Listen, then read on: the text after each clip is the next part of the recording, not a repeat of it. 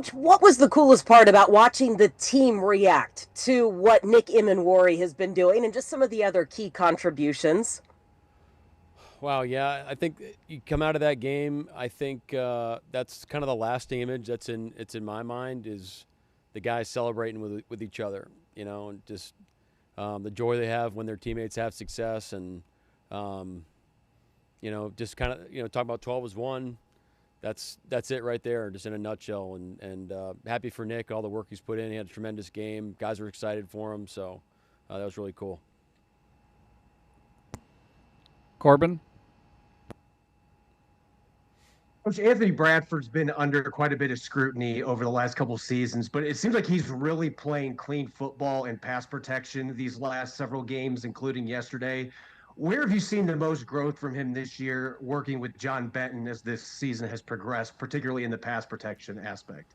Well, yeah, I think AB graded out as our highest offensive lineman yesterday, and he's playing hard, and he's got a great punch. I think his overall confidence is like probably at his high point in his career at this point.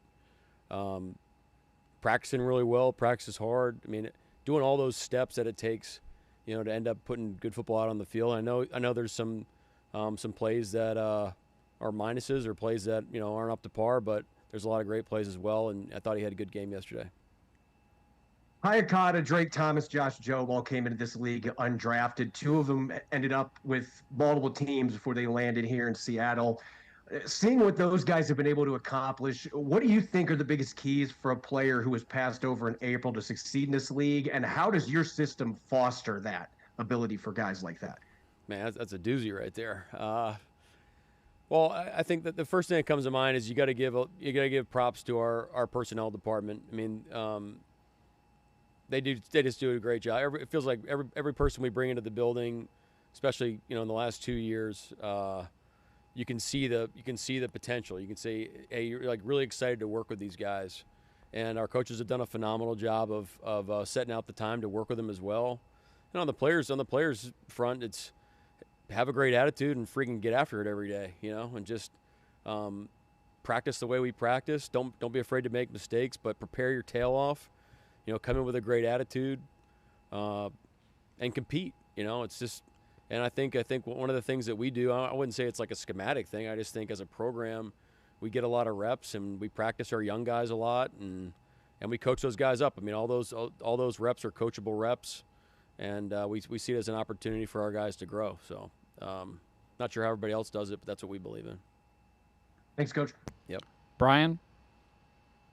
Yeah, Coach, with all this rain coming our way, I'm just kind of curious philosophically, do you embrace that as a team in the Northwest and want to get the guys outside so they have an advantage, or do you want to make sure you protect them and keep them out of harm's way? How do you balance those two?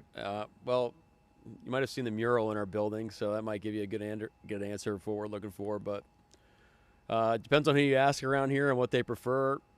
To me, it's if it's safe to be outside and the footing is good, then that's where we're going to prefer to be. But if the footing gets too slippery and we're at risk of guys being on the ground and things like that, then we'll probably be inside. And then I'm just curious, when you look at the team now and the defense in particular, and you watch film now, what are the biggest differences between how the defense is playing now versus the beginning of the season?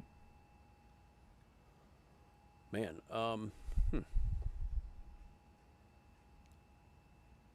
I thought you were going to ask compared to last year. I thought I had a decent answer ready. But I know how you'd answer that. I think as a unit, as coaches, including myself, like we have better understanding about who we are schematically, and so it's really streamlined our process.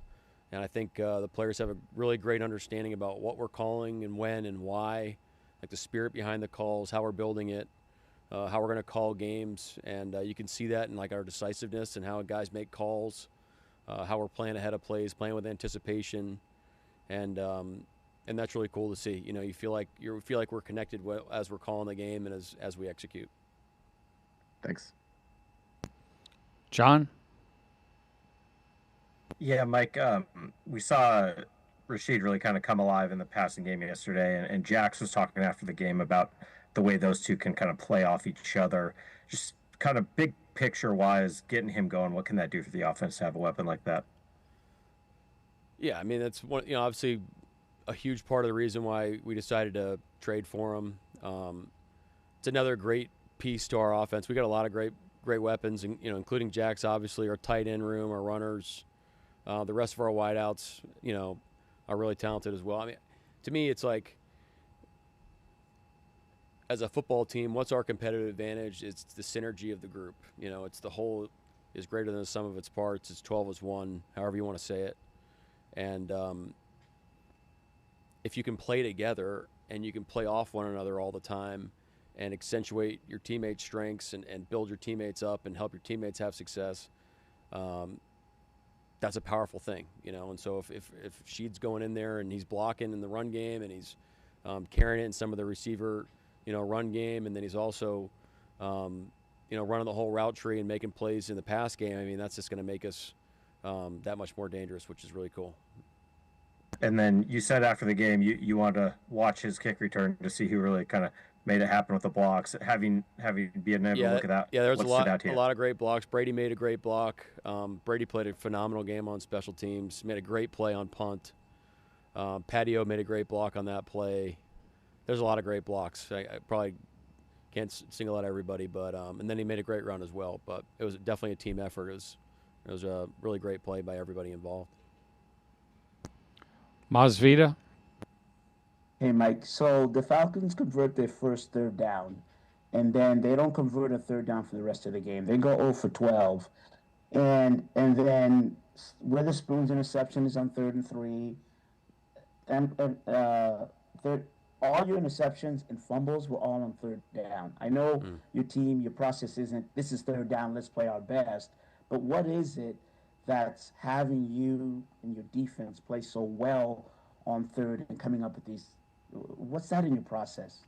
Well, I got to give Carl Scott a lot of credit. He brought a lot of. He always has great ideas every week. He does a lot of the third down game planning for us, and he was convicted about some of the calls that we had this past game, and it was great to see those things come to life. So, and the guys did a great job of executing it. In Nick's interception, that's a defense we don't play that often, and the guys executed phenomenally well. But it was really Carl's idea, and it was great to make it come to life. And then on the short yardage play, I mean, that's Chris Partridge's area. He does a great job game planning for it. Always has a great plan every week, and gives the guys a lot of confidence. And then at the end of the day, guys got to go make plays, and you got to attack the football. And we had a funny little TV copy debate on who actually got the ball out, whether it was Jay Reed or D Law on the fumble, on the forced fumble. Turns out that DeMarcus beat him by a hair there. So sorry, Jay Reed, but next time, buddy. And then this is from this morning. What kind of team do you have on a day-to-day basis? I think we're talking about the process. And I mean, what kind of team do you have on a day-to-day basis? It's just us. It's just who we are.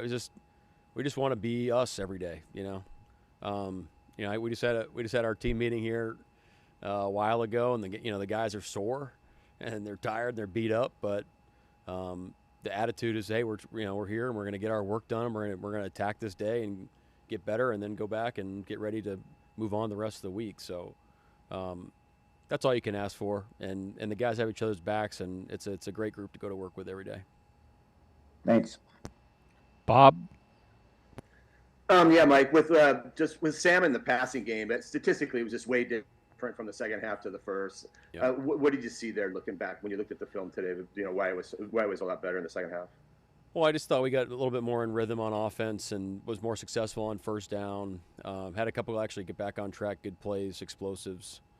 I think it's really that simple, And it's a credit to Sam and our coaches of just, hey, sticking to it. Like we're gonna work through our game plan and make some adjustments, and not get frazzled or discouraged or frustrated, and just keep hammering away. And then eventually we'll find some things that start to click. And like I said, I thought Clint called a great game in the second half and really set up some great plays. And I thought Sam played really well, especially late in the down.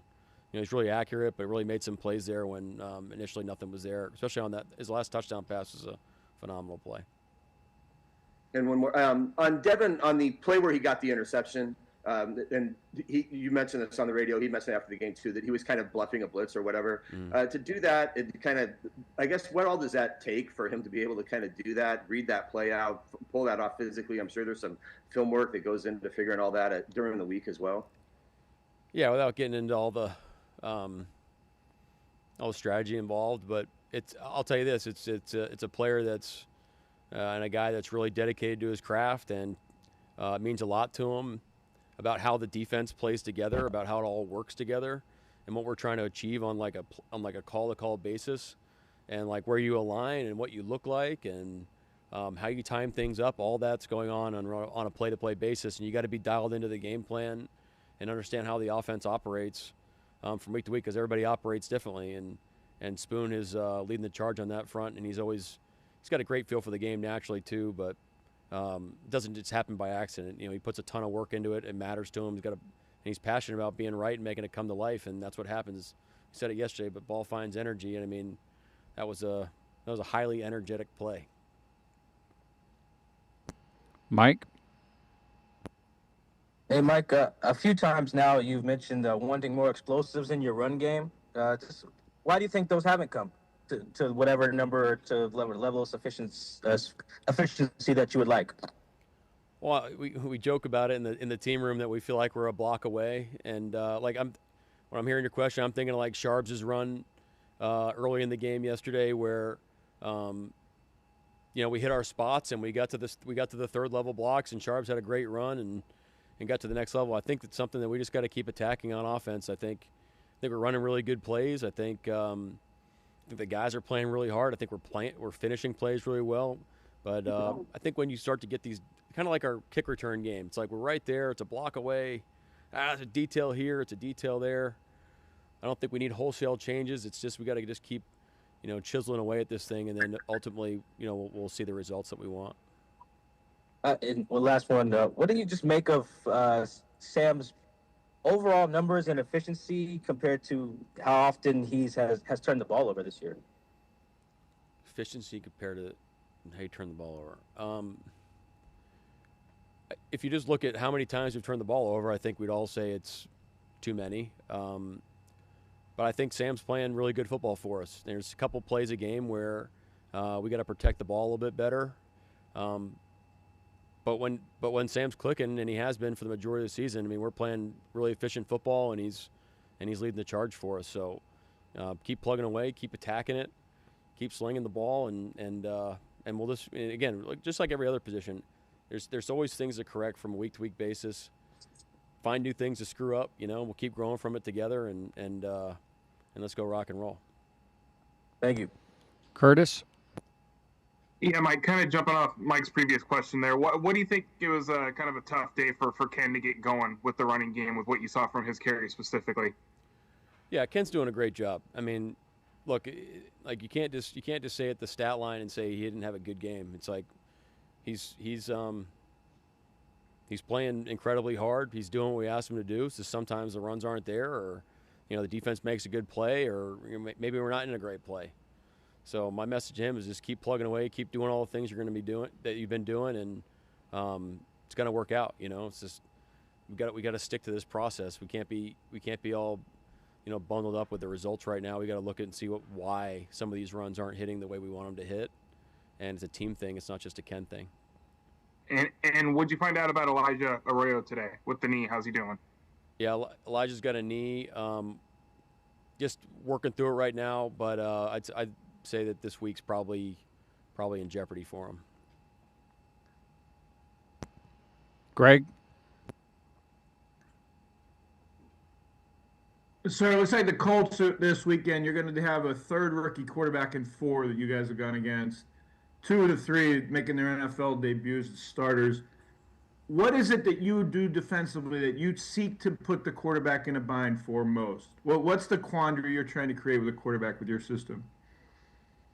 I know this is probably not the answer you're looking for, but it's really, I mean, we're really trying to just play our defense to the best we can. I mean, one thing that we do, Greg, is we're in shell a lot, and we pick our spots to pressure and pick our spots to play man coverage and change fronts sometimes, and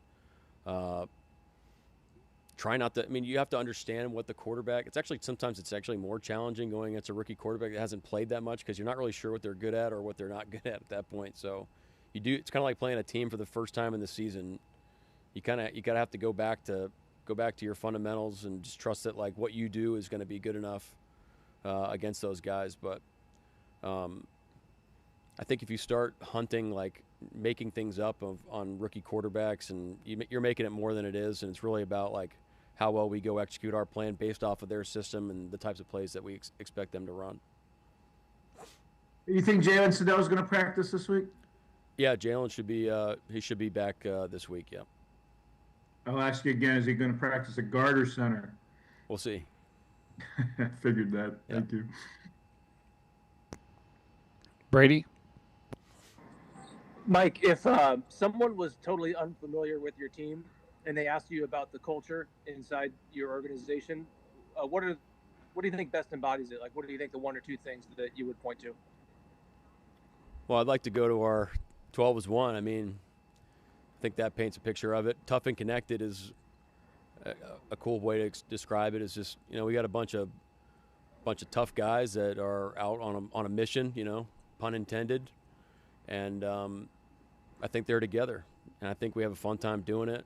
Hold each other accountable, but yeah, tough and connected. The sign outside the locker room that says "Stack Wins." There's like periods in between the letters. Is "wins" an acronym for something? Yeah, what's important now? Yeah. What's important now? Okay, yeah. Got it. Thank you. And then one more quick one. It's a Lou Holtzism. Lou Holt. Okay, gotcha. Nick Emmanwori got his hand checked out. Do you know anything about that? Yeah, I haven't heard anything since he went back in the game, so I'm assuming that he's okay. So I haven't heard anything on that front. Okay, thanks. Okay, last question, Brian. Coach, I think you mentioned before that after wins, you guys get some food trucks. I'm kind of curious, what's your first stop when the food trucks come around? Honestly, I don't know what's out there today, but it seemed like there's some good options. I don't even know what the weather is. It's like everything's a blur right now. I know the guys love it. It's a good chance for the guys just to hang out and get some good food. I probably eat too much of it. There's a pizza option. That's probably where I'm going. So, thank you. All good. All right. Thank you, everyone. We'll see you Wednesday. Thanks, guys. See ya. Thank you.